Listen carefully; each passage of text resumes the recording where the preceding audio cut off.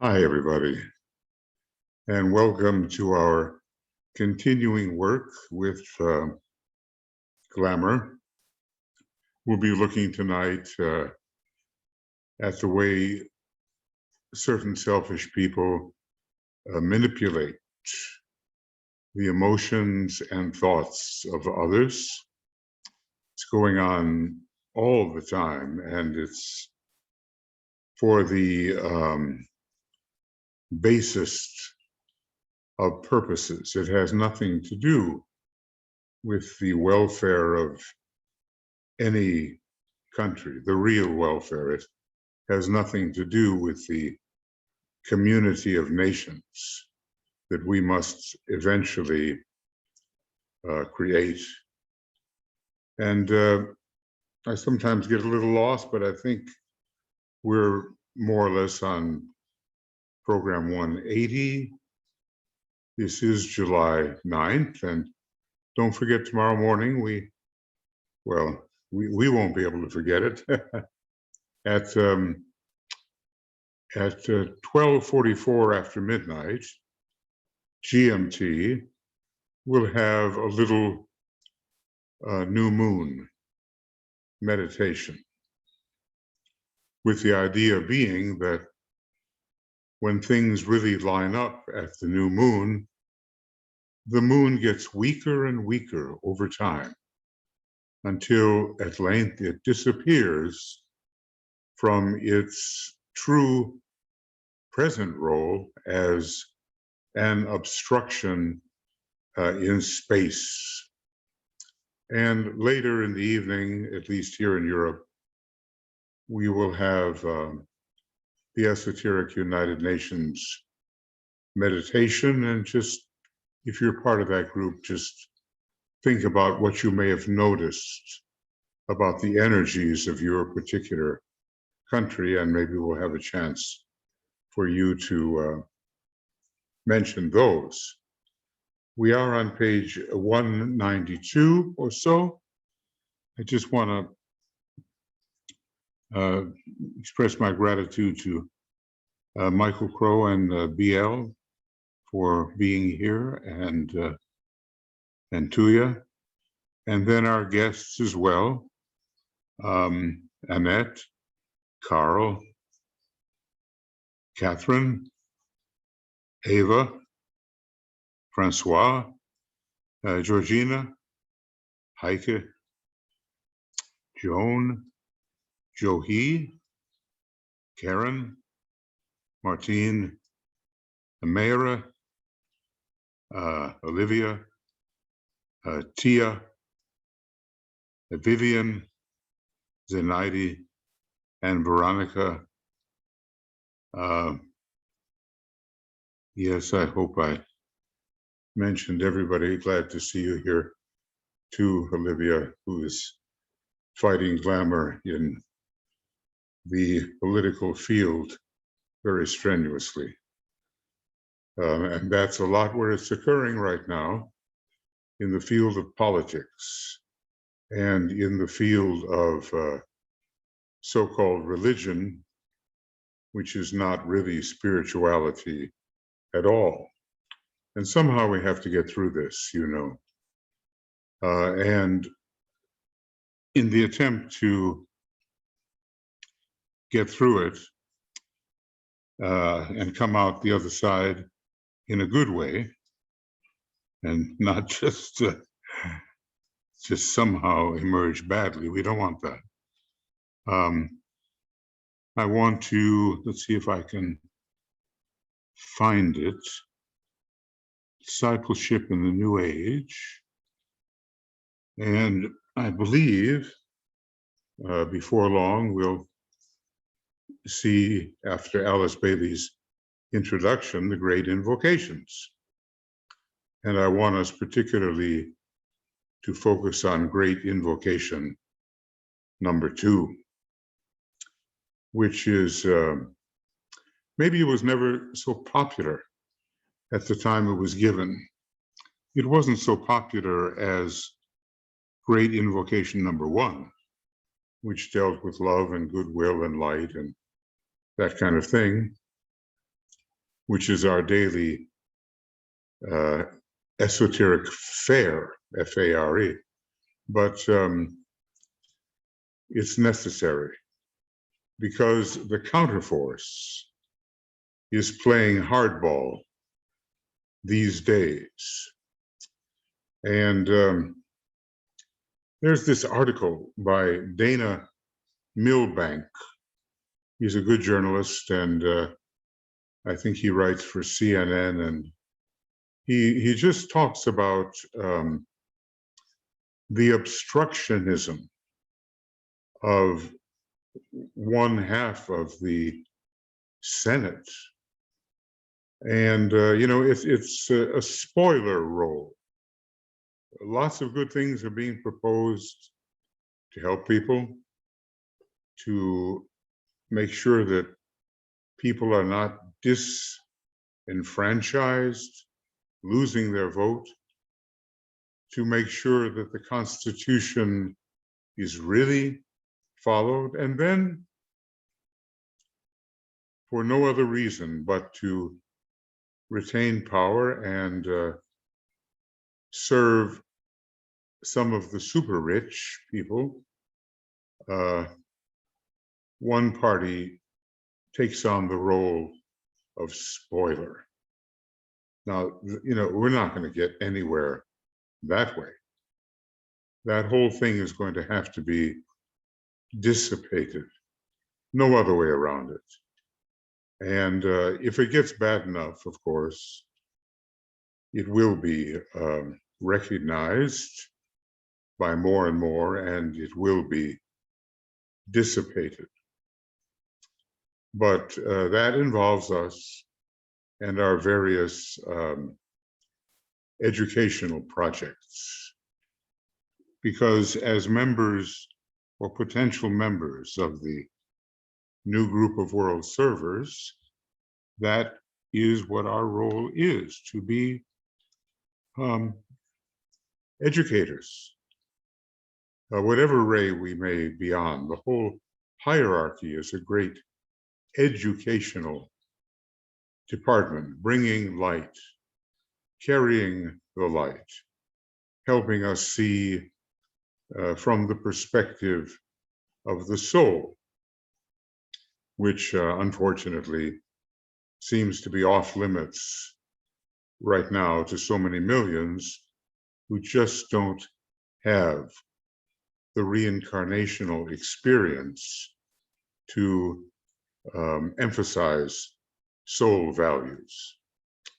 So let's do great invocation number 2, thinking about the way the Lords of Liberation came in at the end of 1942 and into 43 and basically turned the whole thing around.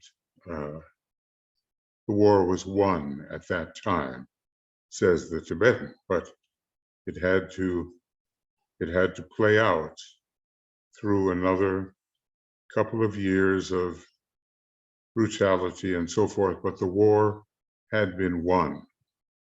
Now we need to win this war too, for the sake of human decency and the right expression of the solar angel of humanity, and not the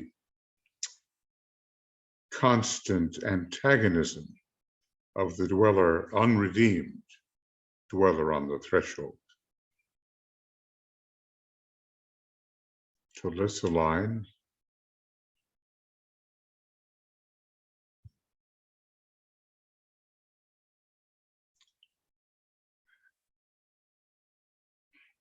Let the Lords of Liberation issue forth.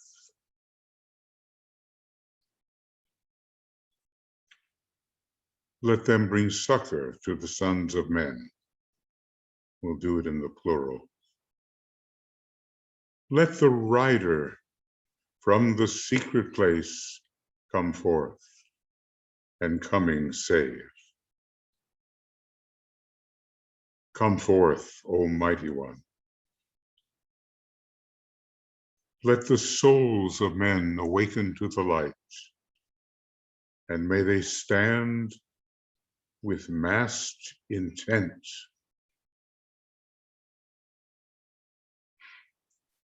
Let the fiat of the Lord go forth. The end of woe has come. Come forth, O Mighty One. The hour of service of the saving force has now arrived. Let it be spread abroad, O Mighty One. Let light and love and power and depth fulfill the purpose of the coming one.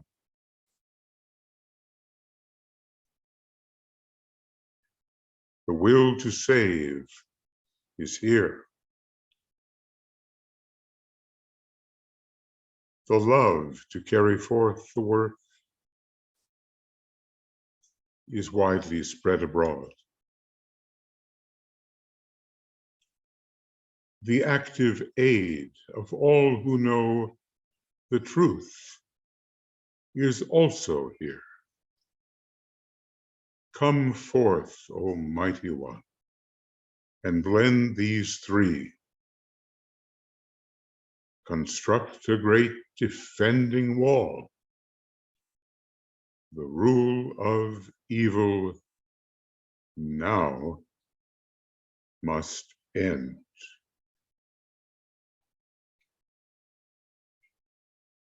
Oh.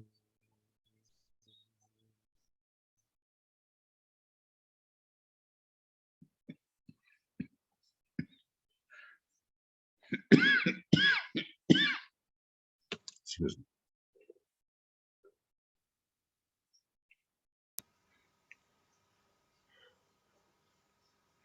Well, friends, that may have been employed a long time ago, 1940 to be exact, but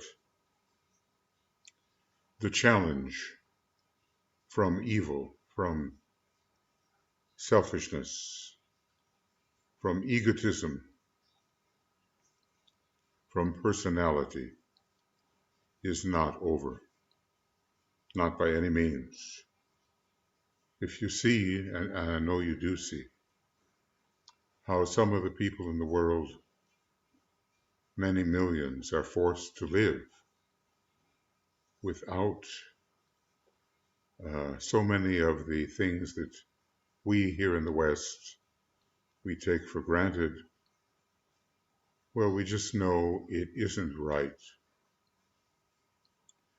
And we have to find a way to help. As simple as that. And that's what the new group of world servers is all about. Helping humanity rise into its spiritual potentials. So that's a big job for us, and it's no easy job either. But it is, as the Tibetan tends to say about triangles, we can say it of the new group of world servers. It is a work which must go on. It must go on. Now, let me make sure that I've got the right, basically here we're reading from the book initially, Glamour, the World Problem. So far, although I sometimes get these numbers a little turned around, looks like we're beginning with program 180, and on page 192 or so, something like that. And let's see if there's any little segue here. Well, we've been talking about the light And the second ray, the major ray, is the ray of light bearing influence. We're all involved in carrying the light and doing so as skillfully as we can. And it does take skill. So the segue would be, you have therefore, says the Tibetan, the light of knowledge, the light of wisdom, and the light of the intuition. And these three um, uh, these are three definite stages or aspects of the one light. And, you know, a little bit of the astrology of it. They correspond to the physical sun, that's knowledge. The heart of the sun, that's the wisdom, and the rising sign, I think, position. And then the central spiritual sun. Each one of us has a replica of this central spiritual sun within our makeup. It is the monad, it is the true, an aspect of the true inner self. And you see that in your horoscope, as you know, by looking at the point opposite the sun sign. Now, that doesn't mean that everybody is yet responding to the monad. Everybody will have a sun sign and a point opposite, but they won't necessarily be responding to the monad. That takes some real doing. And DK tells us that in this last sentence, you have the clue and the key to the relation of man to the Logos, who operates through the, shall we say, through the three aspects of the sun. Now, you know, I'm doing things a little differently now. I'm not, I'd like to be leaning back and forth, but I find it difficult to do. So basically, I'm not putting in as many of these parentheticals, but I am speaking them with maybe an easier flow, and you can pick them up in that way when you review the program, which I think it's always wise to review. Never read something from the master teacher, the Tibetan. Never read it just once. Just really instead go into it deeply, because the number of hints on different levels is truly extraordinary. Now, you know, I've been reading the Tibetan for 50 years, and the Secret Doctrine before that, and so forth. And I'm just discovering everything he has, not everything even, but many things that he has embedded within his highly organized and detailed text. And that's very enriching. And of course, it's more than we can ever absorb, as he tells us. So here I did a little, maybe going ahead, but this is an important point. These stages, where we're dealing with knowledge, wisdom, and intuition. These stages and their corresponding techniques are apt to be misunderstood if the student fails to remember that, and this is important, between them lie no real lines of demarcation, but only a constant overlapping, knowledge into wisdom, wisdom into intuition, knowledge evoking intuition. It's a process of learning how to smoothen the relationship between the different aspects of mind and trying to avoid that concrete-minded attitude where this is this, that is that, and the next thing is that, and there are always these lines of demarcation that are difficult to pass. Apparently, that really isn't so. Only a constant overlapping, a cyclic development, like the different occasions and times when different aspects receive their emphasis, and a process of fusion, which is most confusing. Notice the relationship between the words fusion and confuse, which is most confusing to beginners.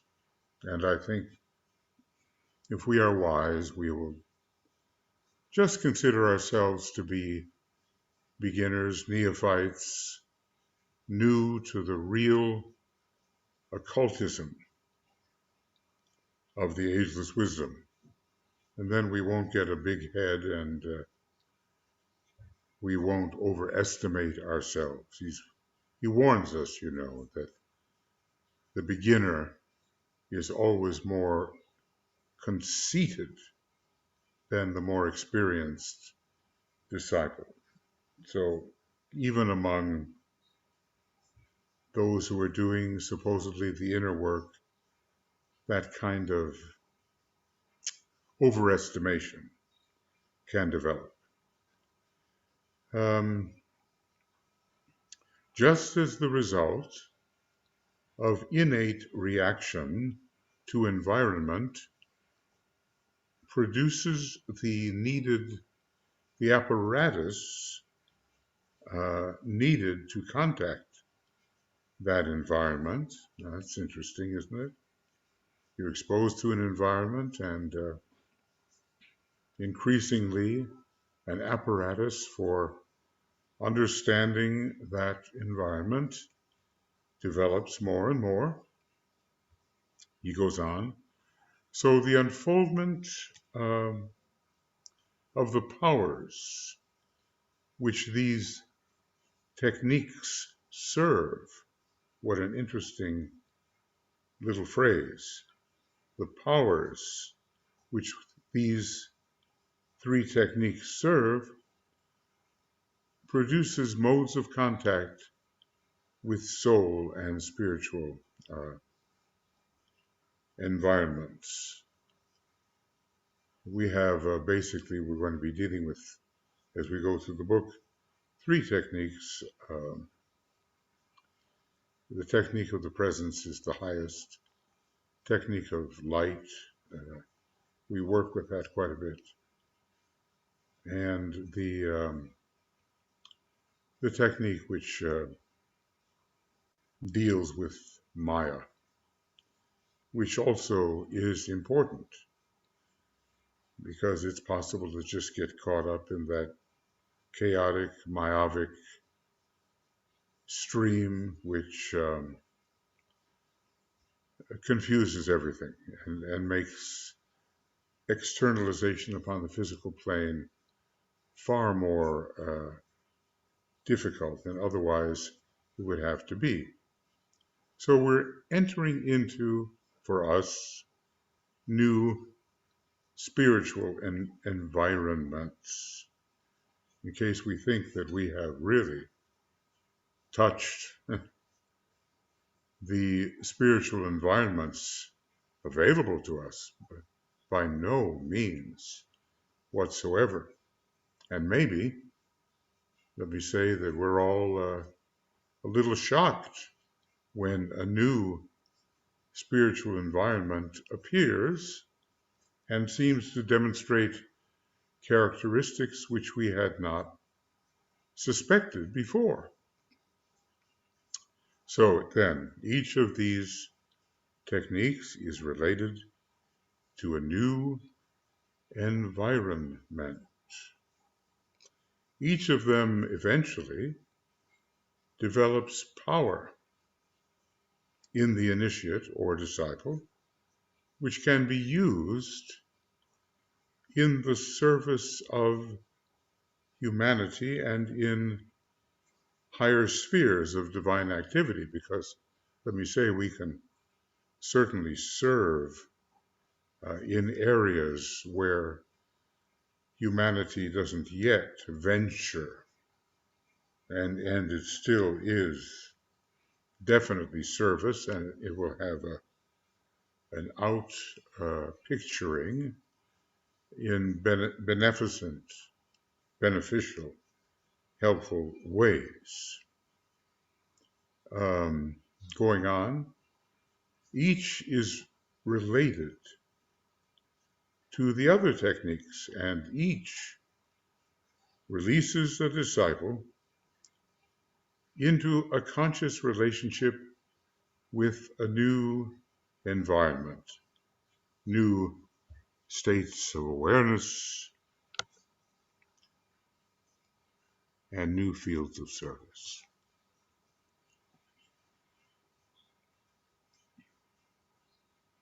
So it's going to be an ongoing adventure, isn't it? We're just beginning. And these fields of activity, these higher points of tension, are only now partially beginning to open up to us. And we have to learn to work within them. Now, he says, for instance, well, here is the highest technique, okay? The technique of the presence. Let me say that when you're dealing with the presence, you're dealing with reality, the essential essence of things. You're dealing with God as being. So anyway, the technique of the presence,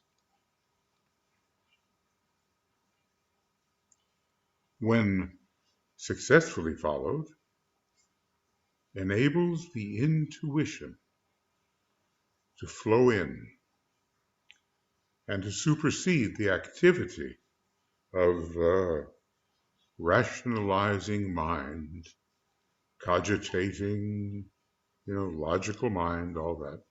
It's still good, but it is superseded. And going on, and to dispel illusion, substituting for that illusion divine ideas formulated into concepts which we call ideals. Ideals are, we know, on a lower stratum than the actual ideas from which they came. So when we're using the technique of the presence, and maybe we don't use it as much as we do the technique of light, which is more familiar to us, it will facilitate the flow of illusion dispelling ideas. The masters, it should be remembered, he says, only use the mind for two activities. Now that's interesting. point A, to reach the minds of their disciples, because that, after all, that's what most disciples have. They have the mind. They don't necessarily have a spontaneously functioning intuition. So, it's like going into kindergarten and talking in a way to the little pupils that you wouldn't be using if you're talking to a college student. So the masters use the mind to reach the minds of their disciples and attract aspirants through the medium of an instrument similar to the disciple's mind. So let's just say that when a master is dealing with us,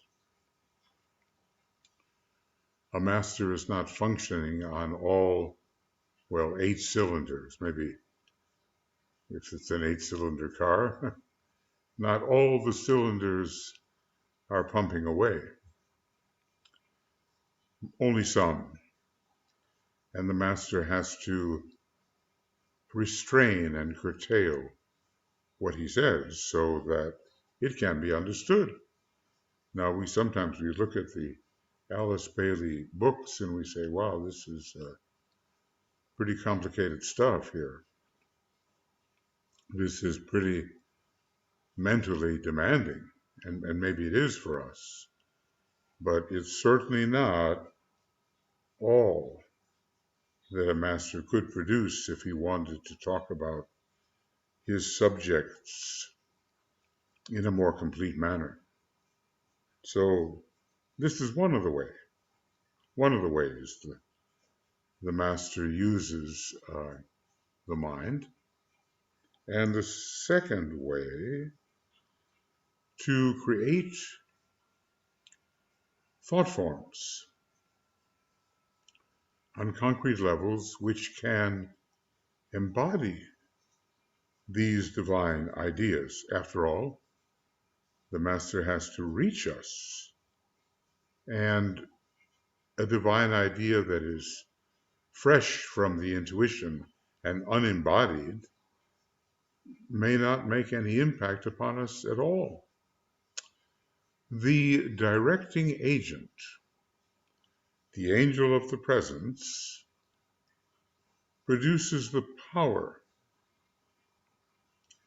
to create in this manner.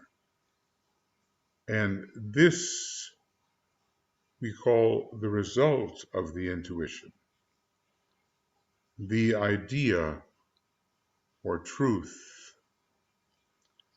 its perception and its reproduction. So we need not only the idea, we need it to be perceived somehow, and when it is reproduced in a thought form, then indeed we can get a handle on it and understand something of its nature. It's interesting, maybe not so often, is the function of the angel of the presence detailed for us, but this is one of the functions of that angel, which itself is a kind of projection from the solar angel.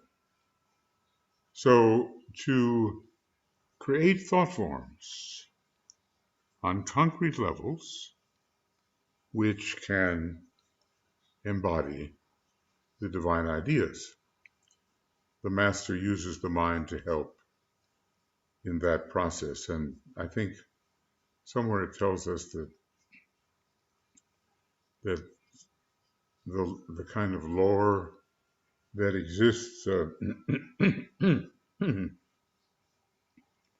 in relation to the signs of the zodiac are exactly such anchored thought forms to promote the understanding of those who are dealing with astrology. So that's a little bit about the technique of the presence. And as we go along, we'll have some meditations which help us utilize the technique of the presence. I've only begun with the technique of light because probably it is more familiar than the technique of the presence.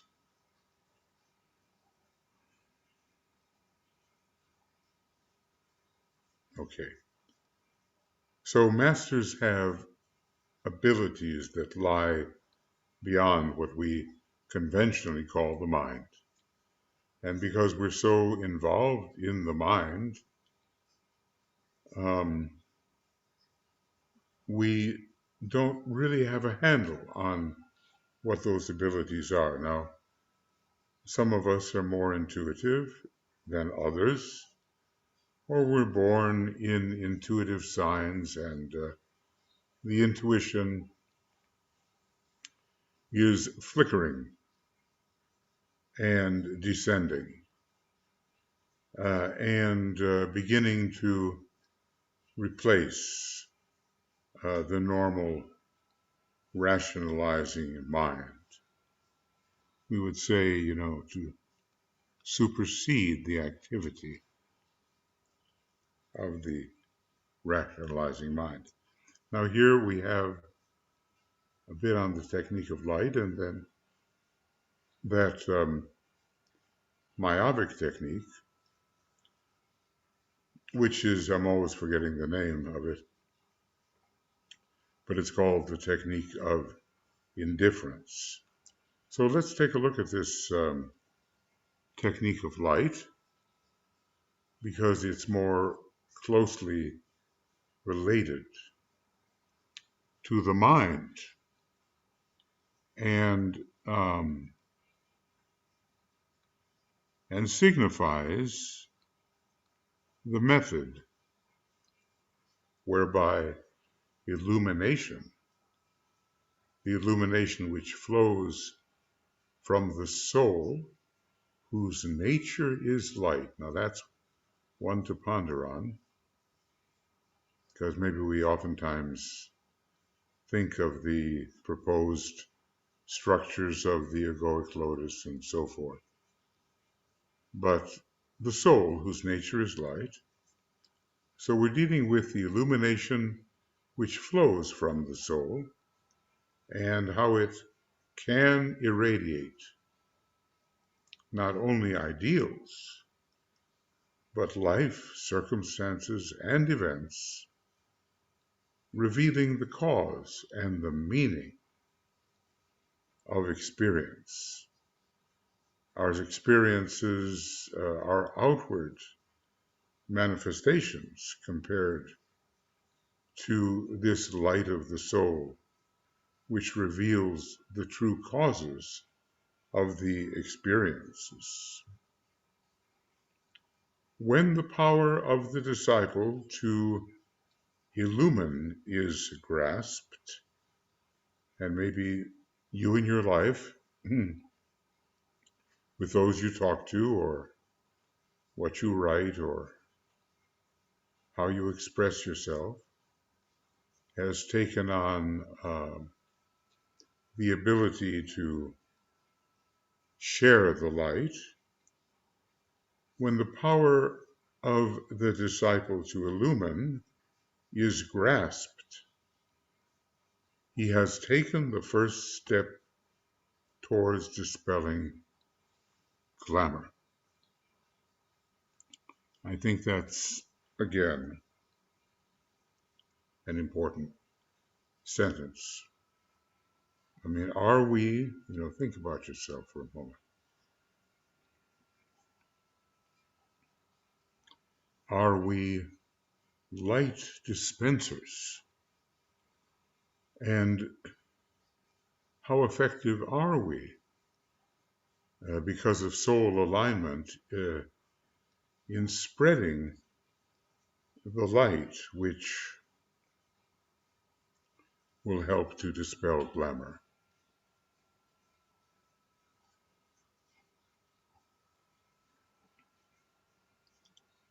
Can we really shed the light, radiate it? Do we customarily do so in our daily life?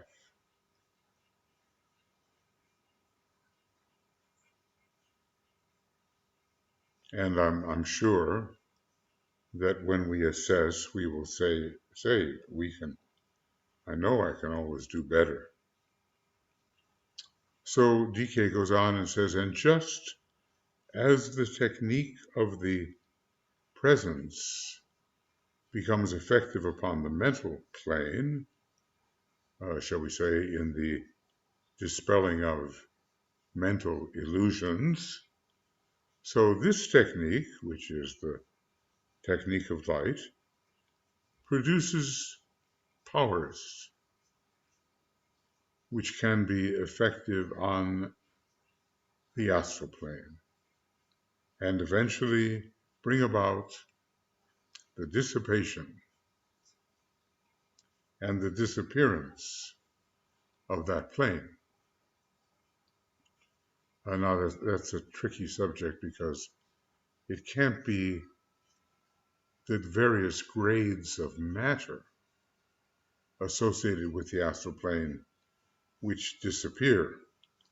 That would be disastrous for the magician, but the illusory nature of that into which the matter is built through wrong desire over the ages, that can dissipate and disappear.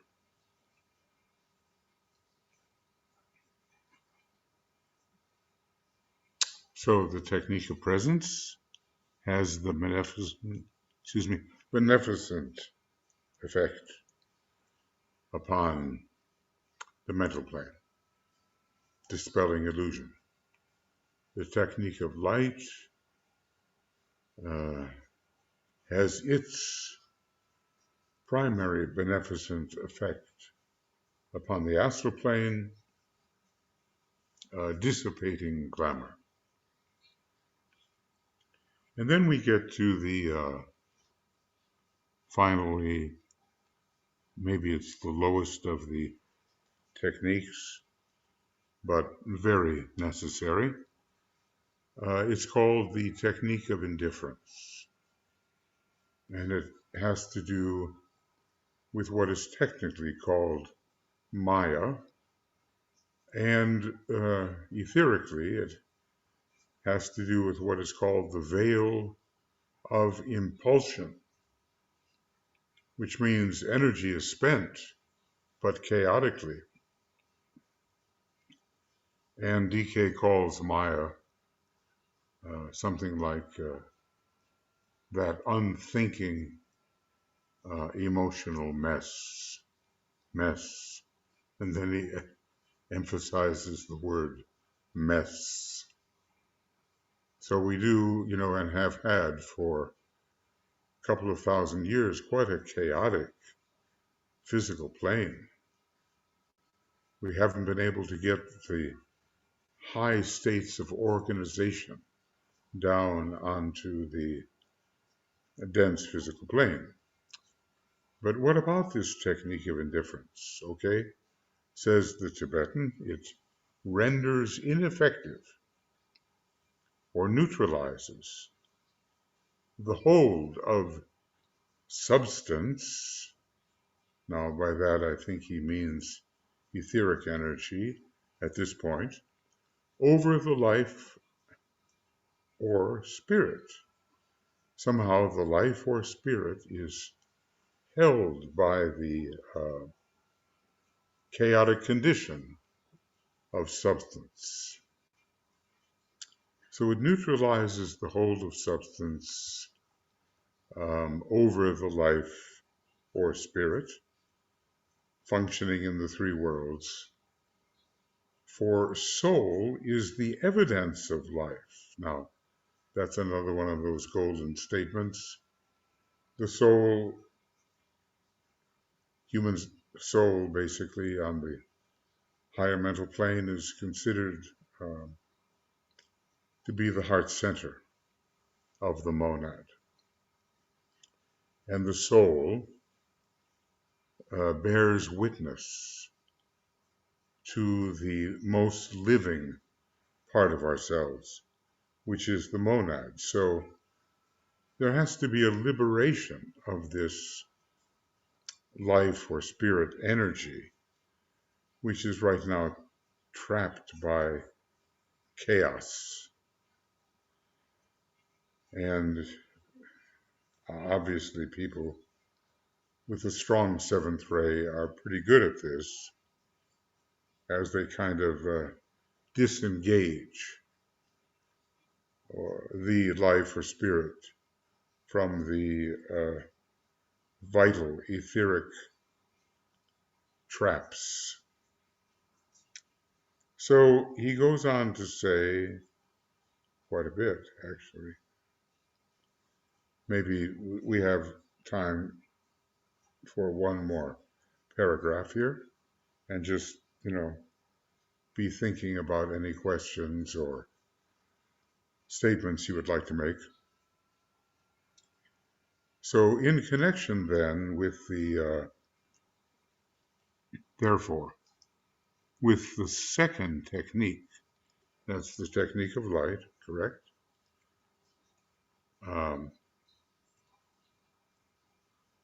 I would like to take some words out of the Bible, substituting the word light for faith. Now he had given, apparently, St. Paul's statement, but now he wants to change it, to go deeper. So he says, I give you this definition. Light is the substance of things hoped for, the evidence of things not seen.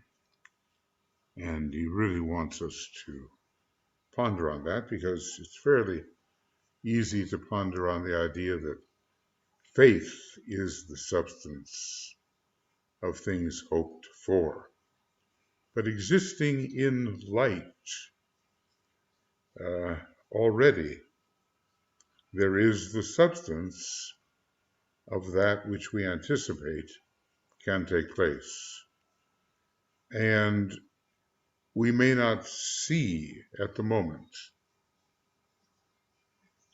the content that the light will reveal, but it serves as evidence of things that we will see.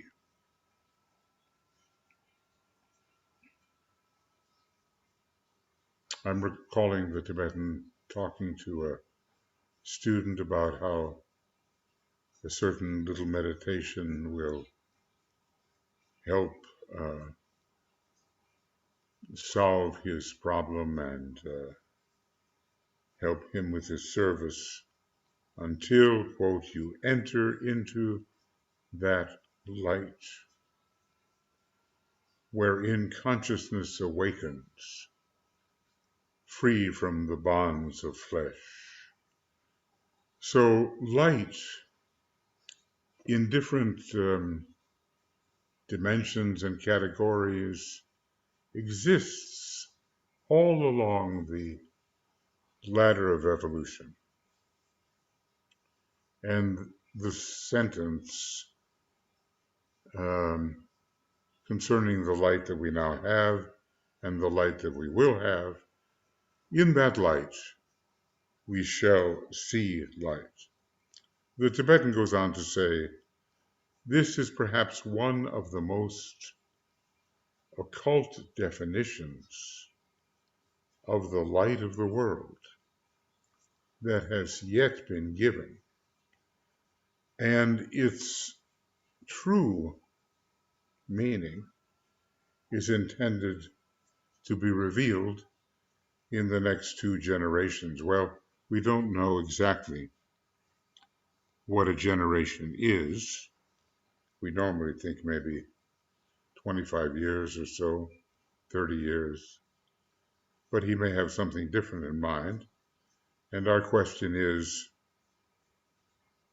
well, there's been a tremendous analysis of what light is, either as a waveform or a particle. You know, the fifth ray scientists go on about that duality of light. And so there has been, in fact, considerable augmentation of the meaning of light. Because after all, this was written in the, I guess the 1930s. And 2 generations would have taken us to the year 2000 or so. And during that time, much has been revealed. He continues by saying, the word faith is a good instance of the method of rendering blind some of the ancient truths, so that their significance may not be prematurely revealed. So blinding through substitute words. But this is fascinating. Light and substance are synonymous terms. Think about that.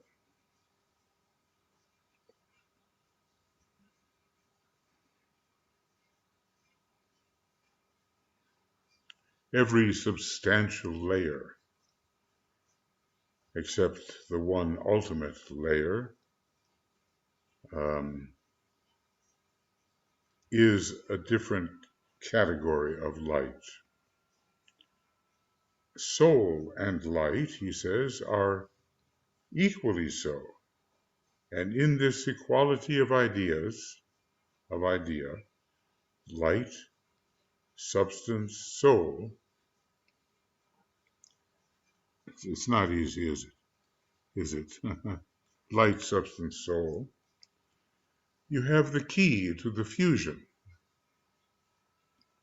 and to the at-one-ment which Christ expressed so fully for us in his life on earth. So think about the equivalence of light and substance and soul. We might call soul the underlying light of any area of experience.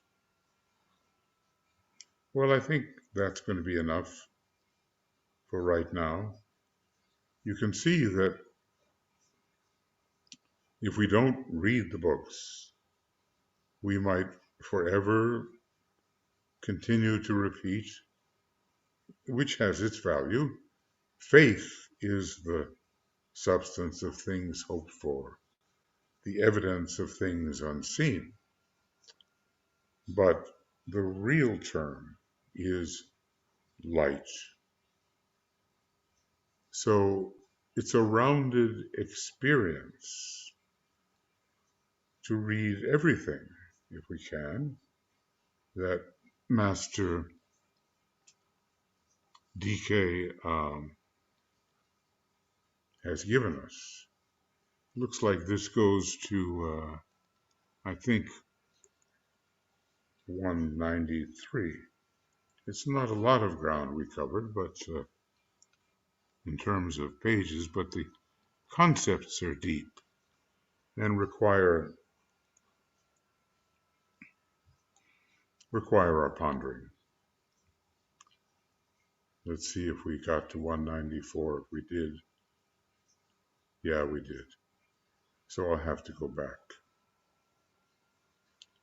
and fix that. But our next occasion, whenever it is,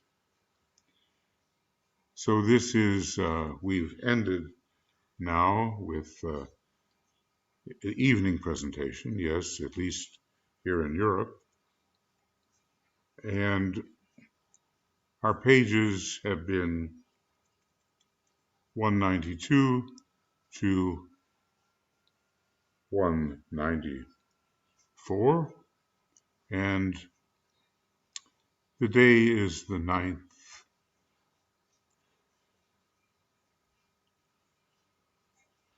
of July.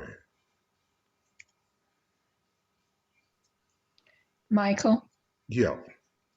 I believe our next Glamour webinar, I believe, is on the 18th of July. Ah, so it's coming right up. I believe so. Yeah, I'm looking at the calendar. Okay. Oops, wait a minute. I was looking at the wrong month. Let me. Oh, that was June, huh? Okay, I don't see one. I only go through July, so I don't know what the August one is, so I'm sorry. Okay, well, anyway, we'll find out. And it will be, of course, since at the moment I'm doing the evening programs for various reasons. I know it means that some of you may not be able to attend directly, but then you can pick up what we do. So we're not sure when the next one occurs, and we'll just put XX there, and we'll go back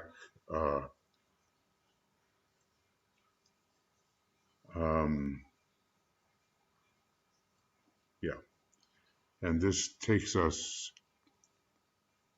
to 192 to 194. Okay. Well, wait a second. I'm not sure I did that right. 190 to 92. No, this is here, 9th of July, and it goes to the 4th. Okay. Well, look, we will get through this book. And it is a very deep little book, as you've probably discovered. And the point is, can we apply it to recognizing our own glamours, which are very good at hiding away, I must say, and the glamours that may beset our groups, because they certainly do, and we can extend it nationally and to internationally and to humanity itself. So we have to be very sharp as what's called observers, the divine observers, the observers of reality. And we'll get better and better at that. Alrighty. So here we are. We've looked at the technique of the presence, how the master uses the mind only. We've looked at the technique of light. We've looked at the technique of indifference, and we've looked at the equivalence between light, substance, and soul. And I dare say that will require a lot of pondering. But, the The ultimate substance, of course, is the great and only absolute. We can't call it light, we can't call it soul, and we can call it the great substanding one. And to have any intimation at all that such a one without a second, there is none other, really exists is already a step upon the path. So, friends, do you have any thoughts or questions you would like to share on the basis of today's reading? And then we'll get into our work with meditation. Michael, Yes, Bia. Olivia has a comment, and I've posted her video information in the blocked everyone. Go ahead, Olivia. Hi, everyone. Well, I just wanted to say how good it is to be together again. And also, and in the effort of helping to bring in light to the progressive public, I wanted to say that my conference video talk on building a bridge over troubled waters using cognitive science, psychology, and a good heart, which is really about all the divisions in the United States and what we can do to help. That video is going to be premiered on the Sign Network on Monday at 9 o'clock Pacific time. And on that network, it can reach a wide audience of potentially several thousand progressive people and can help activate them. So I'm sharing it here, and if you haven't seen it or you know progressive people that might be interested, then you have the link that you might share. So that's one thing. That's great. That's great. We're glad to hear that's going to be happening. Yeah. We've got to get the word out, you know. And if we can ever hope to reach people that are bordering on progressive, it has to start with working with those who can accept it, and then those who can almost accept it and begin to accept. That's our educational function. Yeah. Yeah.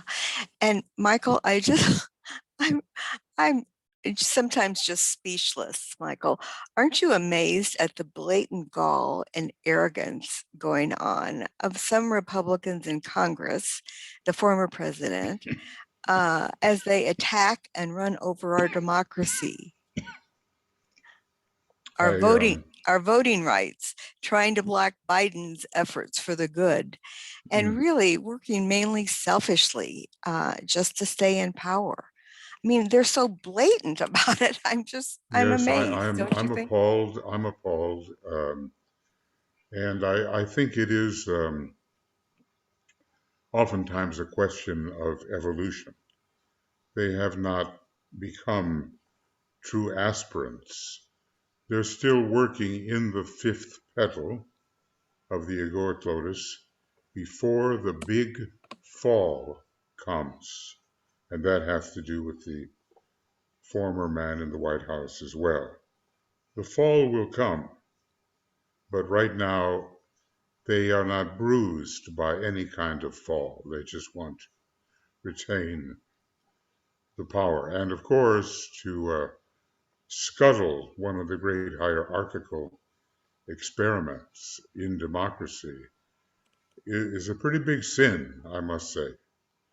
And I think it will have its consequences, but not without people like ourselves doing everything we can to somehow interiorly and exteriorly prevent that unholy, literally unholy victory.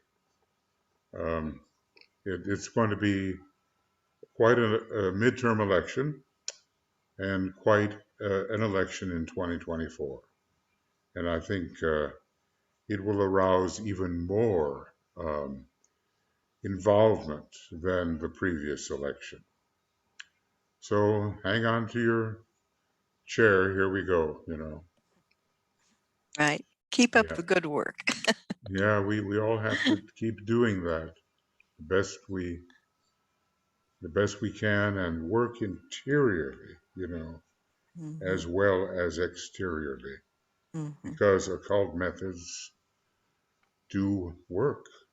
They do. mhm. And we can take on the assignment, we can do that. We will Right, try. Yeah. right. Thank you. Okay. Thank you, Debbie. Thank you. Very happy about this extension of your fine lecture there at the conference. Okay, and we have a couple of comments here. Mary says, thank you so much, Olivia. I'm always appreciative of resources to share with my community of students. Great. Excellent.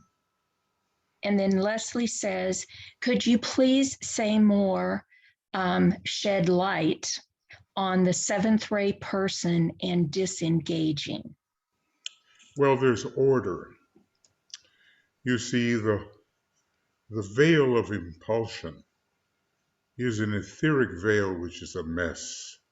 And when you get the idea of rhythm and right values occurring cyclically at the right time, then the seventh ray knows how to straighten out that chaos and is not trapped by it. Maybe you've seen pictures of people trying to get out of some kind of knot.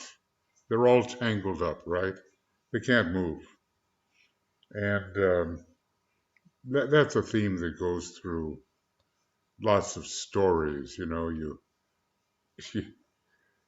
Some of the old myths and some of the old stories, you get yourself stuck in the very thing that is preventing a better response.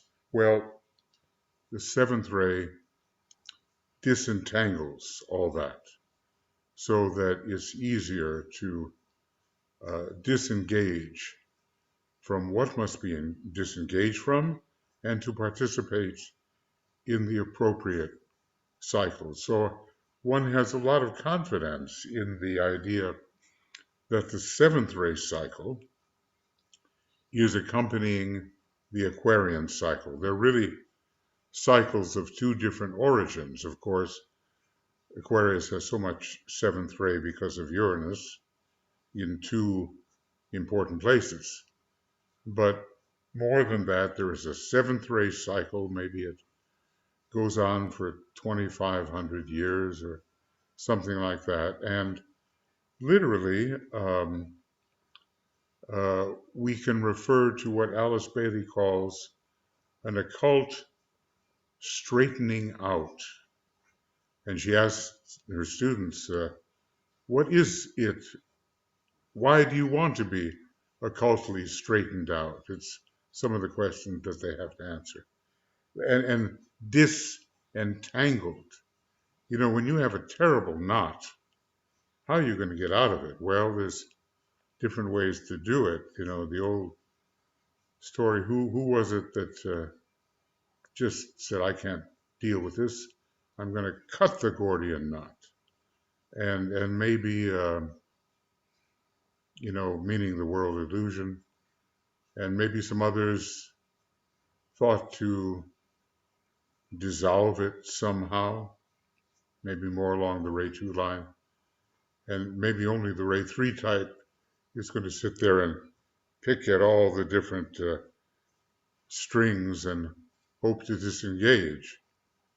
But the seventh ray type has this principle which resolves all that tangle into a manageable order. We're going to see more and more of that as the seventh ray souls come in. at the moment I'm living in a very seventh ray country, and all these Scandinavian countries have loads of seventh ray. And it's amazing how decently they handle their business. The seventh ray is also called, interesting name, the ray of ritualistic decency. Now that's a good one to ponder, you know. The ray of ritualistic decency.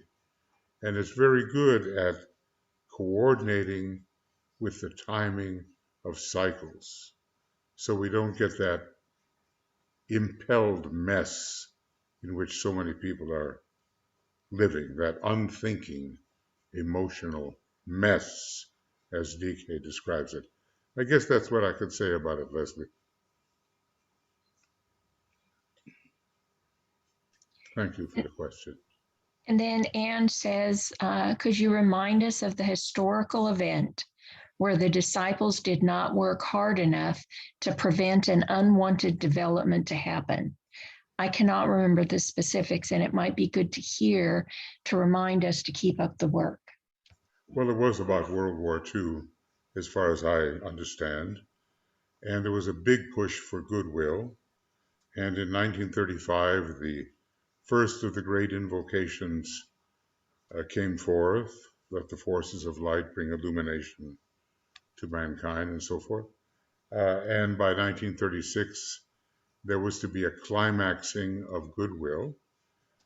However, it was not taken seriously enough by enough disciples at the time, and it doesn't just mean occultly oriented disciples, but people who had that kind of status, in order to really make an impact, to thwart these malevolent powers.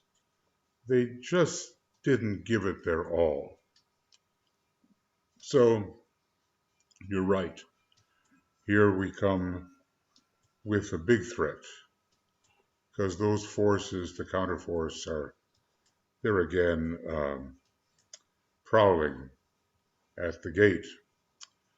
And this time, whatever we can do, we better give it our all, because believe me, the danger is far from over. The danger of violence, of manipulation, of, as Livy was saying, this almost the sheer gall to try to upend our democracy, because they just don't care about democracy. They want just power. Now that's the forces of opposition. And this time, we who know something about what happened last time had better give it our all, in whatever way that occurs to you or me or anyone to participate. I think that's what occurs to me, Anne, that was the time when something could have been done, but not enough was done.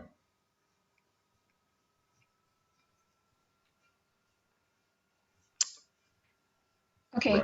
Right. She says, thank you, but that's all I see. Okay. Okay. So now let's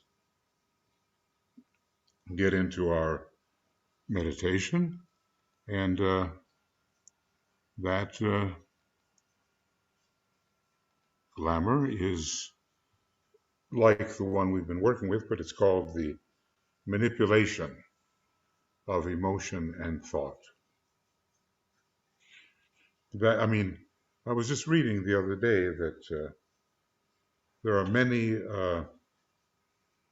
in the slightly minority party here in the United States anyway, that maybe supposed to set some kind of example, that are trying to bring the Trumpian forces into a state of rage. No, you got to be careful when you do that, because you never know what you're going to set loose.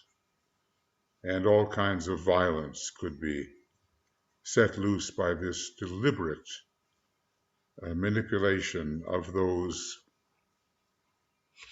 conspiratorial and unthinking, benighted forces. They exist, and they're going to have to be reckoned with. So, basically, you have a decent man in the White House who stands for democracy, and you have the challenge by the selfish with the malevolent forces of obstruction behind that challenge. They want to get in the way, and that's their big deal. There's some representative, or is it a senator, maybe it's a rep in Texas, who said, our job is just to stop everything Biden wants to do. Well, how are you going to govern with a negative attitude like that? How are the people really going to benefit?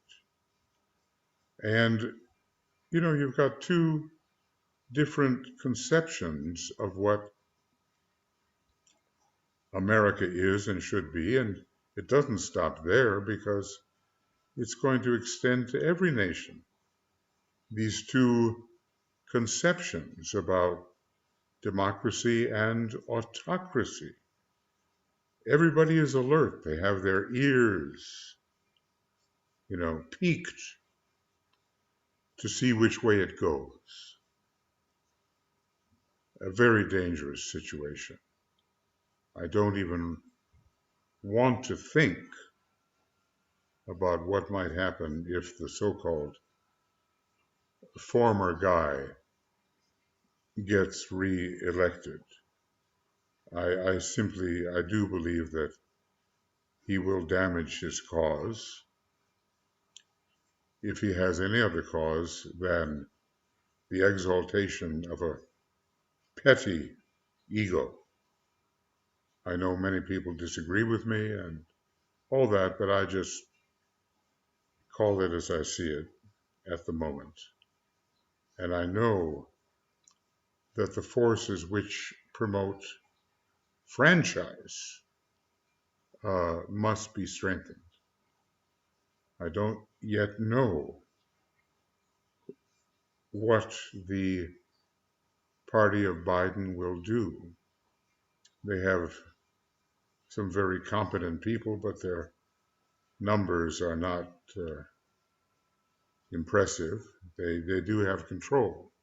Much depends on these midterm elections, which still are a year and some months away. So we'll have to really do our work, friends, as the proposals come in, and as the examination of what really happened on January 6th are at least laid bare in a special committee in the House of Representatives, even though it cannot be because of obstructionism, and independent investigative panel, or whatever you're going to call it, inquiry. It's not going to be that. It should be that. But something can be done. Okay. So, friends, let's get into this.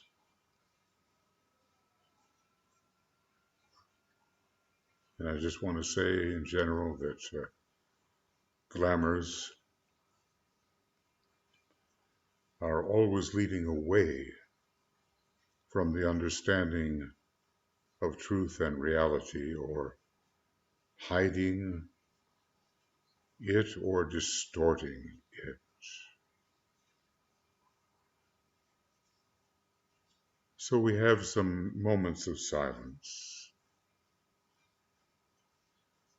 because we're going to be working with the glamour of manipulation of emotion and thought. I might add, in those who seem helpless to understand that they are being manipulated.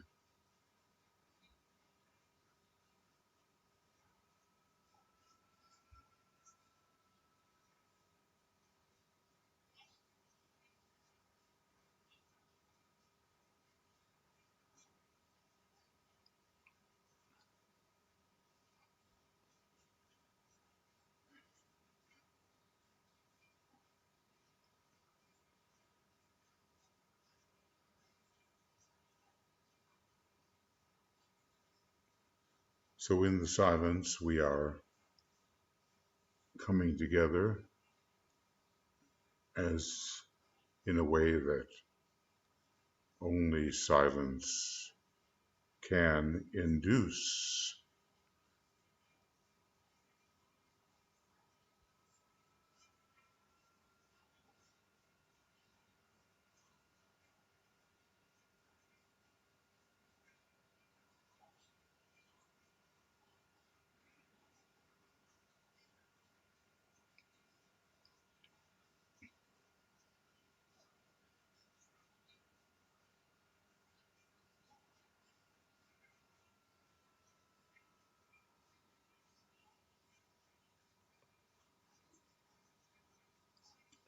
We might say or think about the idea that silence overcomes fragmentation.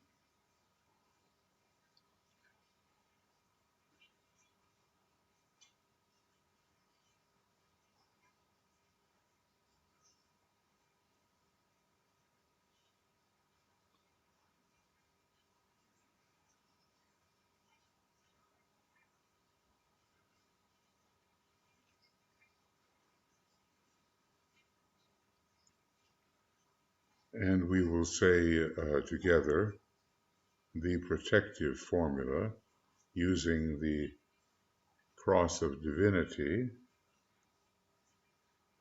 forehead, heart, left eye, right eye.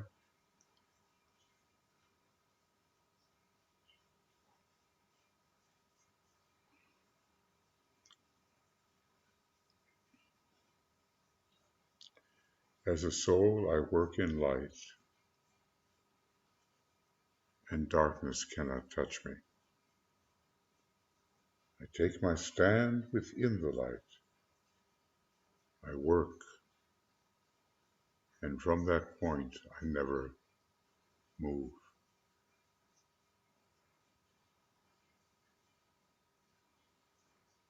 So, we're tracing the light, and before the entire group imaginatively stands the cross of divinity. This is necessary. Don't do this meditation unless you protect yourself. And that might apply as well to the individual glamour meditation. So we prepare by focusing the dual light of matter and mind, and we focus the lower light and the light of mind on the mental plane. We imaginatively blend those lights.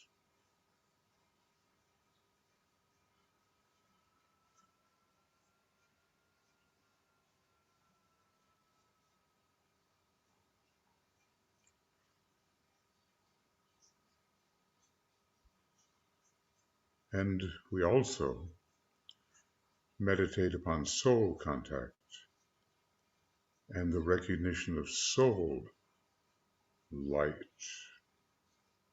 The soul is light. So sometimes above the head we visualize this light.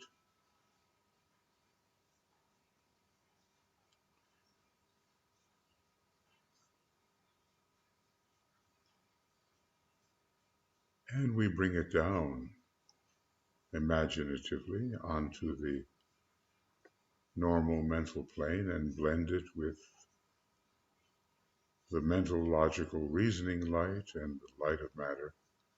The soul light is blended with the other two. A triple light as one is then formed.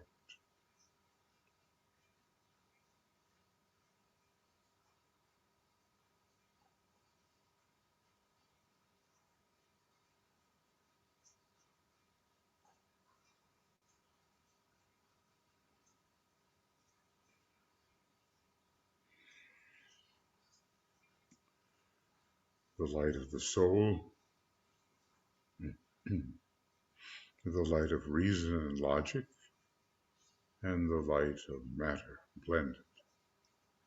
And then we say,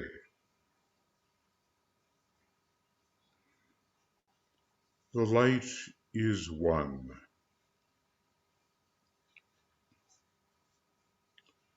and in that light shall we see light. This is the light that turns the darkness into day. Om.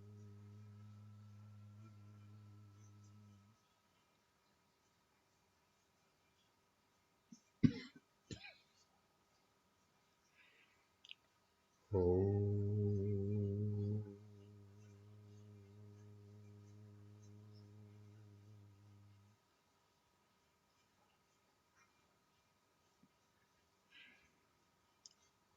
Om.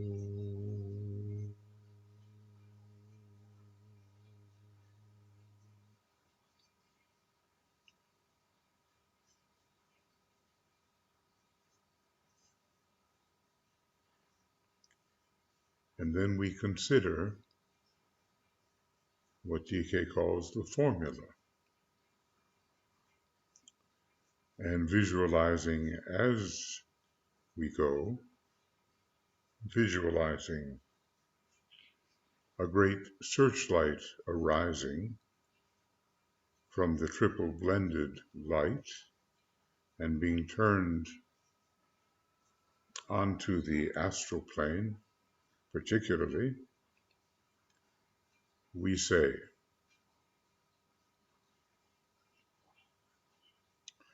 radiance are we and power. We stand forever with our hands stretched out, linking the heavens and the earth, the inner world of meaning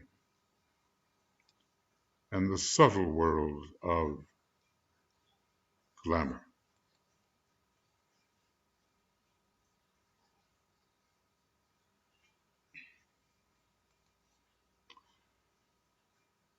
We reach into the light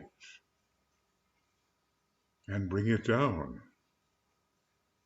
to meet the need. We reach into the silent place and bring from thence the gift of understanding. Thus, with the light we work and turn the darkness into day.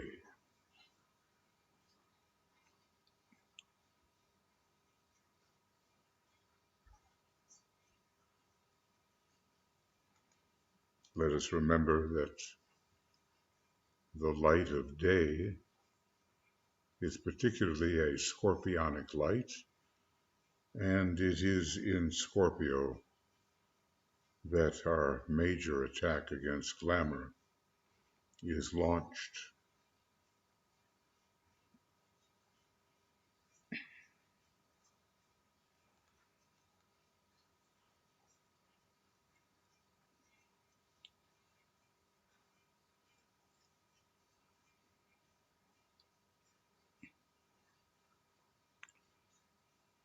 So the higher light is coming into the false light of glamour. That lower light, Irrlicht, it leads astray. Swamp light, it's called sometimes. Or will-o'-the-wisp, it leads astray. And we bring a higher light to help dissipate this false light. Now,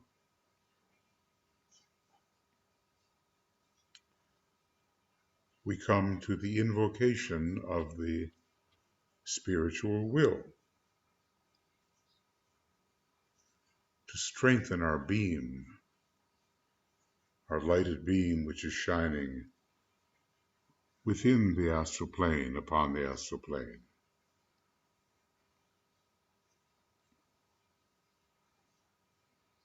And we say, with power upon its beam, the light is focused on the goal.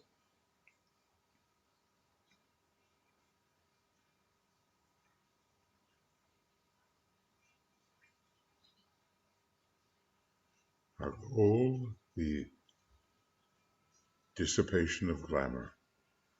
In this case, manipulative glamour, involving the third ray and the sixth ray.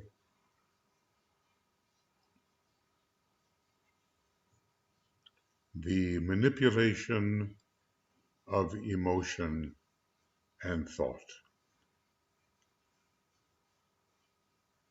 Of course, at the present time, this manipulation is working in two ways. The manipulators are also being manipulated.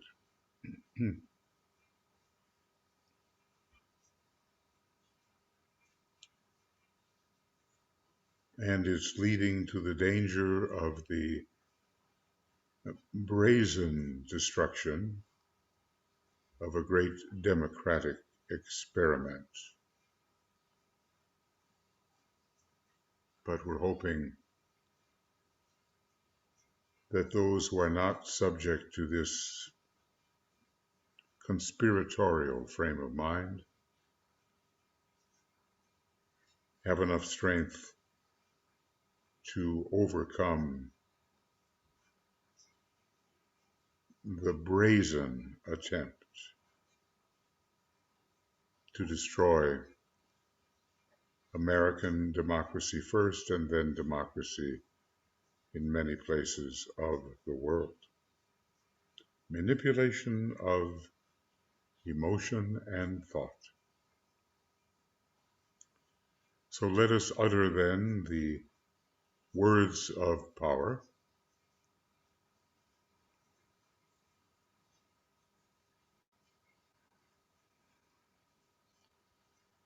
The power of our united light prevents the appearance of the glamour of manipulation of emotion and thought.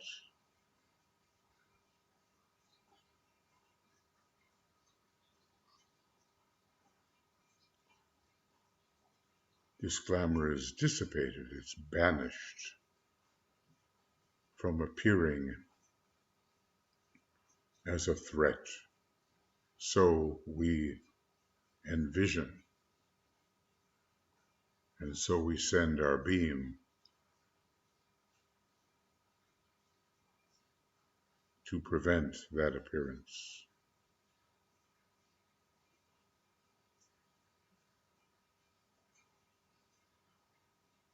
The power of our united light negates the quality of the glamour from affecting humanity.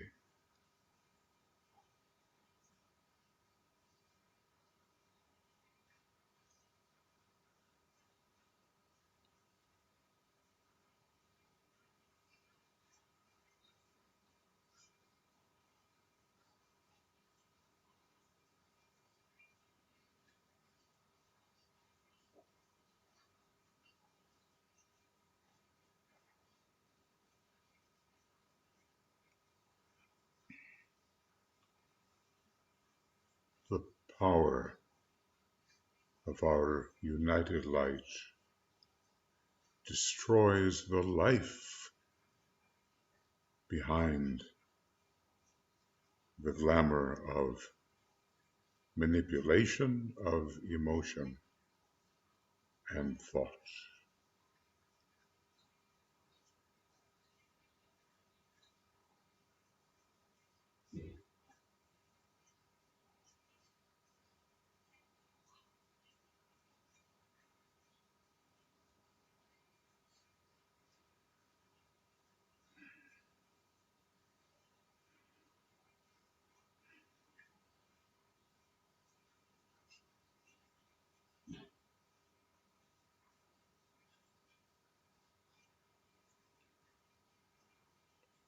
Now we will have our 5 minutes of silence and intensity of purpose, whilst we look at the light, visualize it penetrating into the glamour and producing its weakening. So this will be according to your own method, 5 minutes of silence and intensity of thought.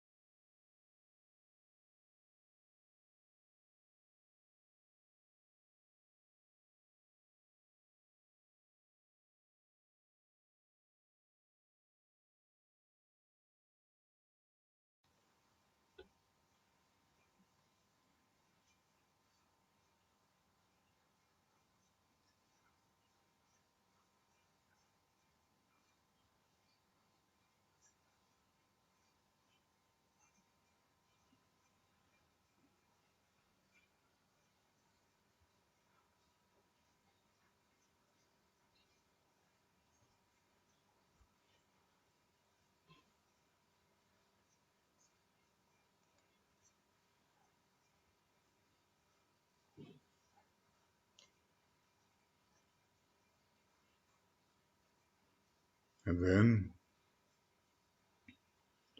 we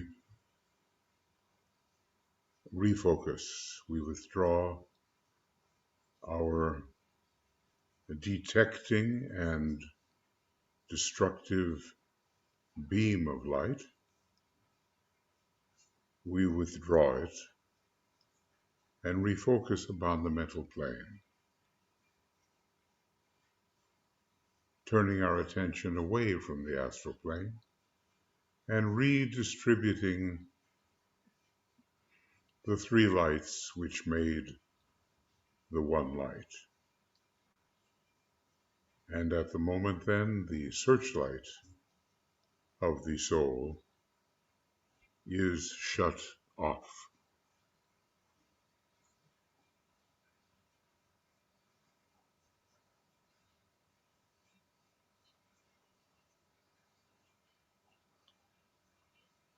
And we sound the Om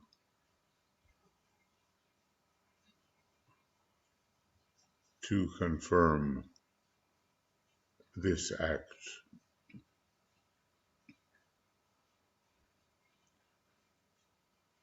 Om.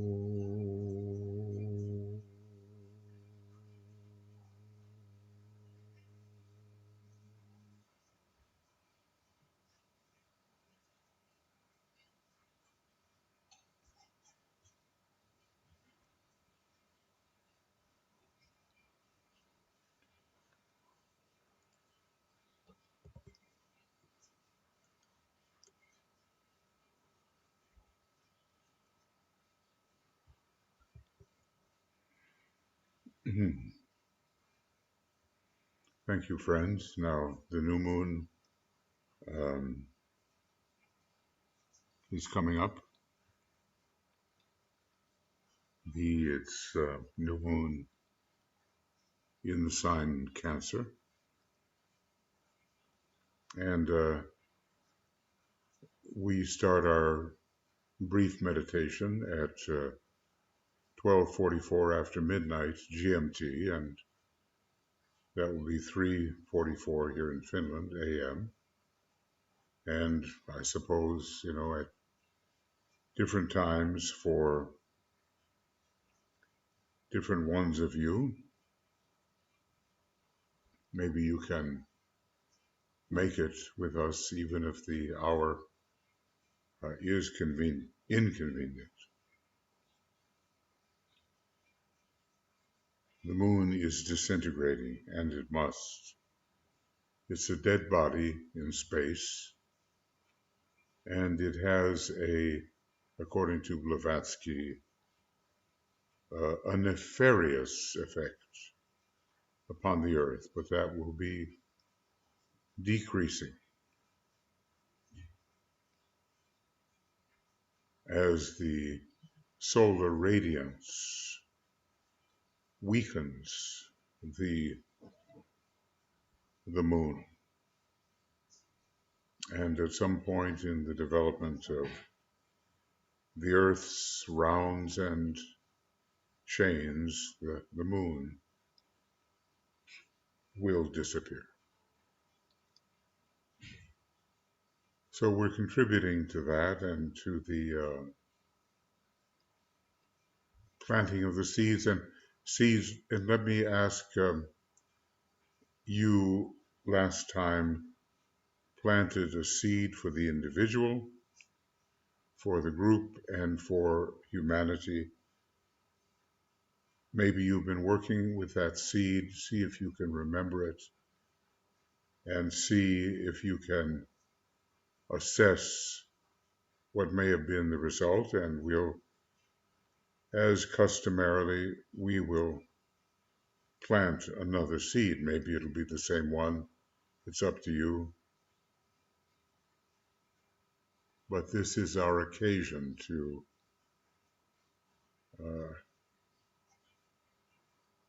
bring solar seeds into effect, and eventually they will destroy the obstructive quality of the moon. So those of you that can make it, we'll see you at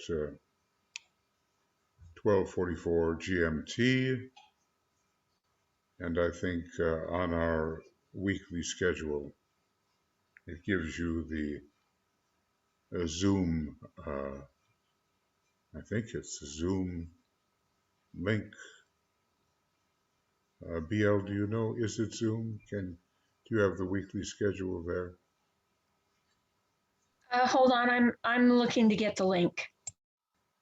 I'll put it in the thing. Okay, great. That's great. I wish that many of our programs could be at a convenient hour for all of you, but it's never exactly the same conventional time everywhere on the globe at once.